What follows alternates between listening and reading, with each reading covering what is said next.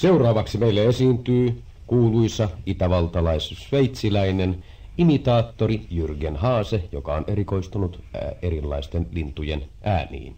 Jürgen Haase tulee esiintymään Lappeenrannassa Blue Lake-festivaaleilla Laima Vaikulen ja Paul Ankan kera. Ja annankin nyt puheenvuoron Jürgen Haaselle.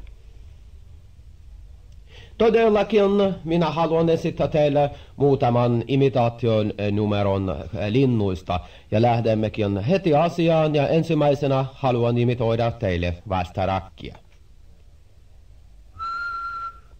Noin, se oli västäräkki.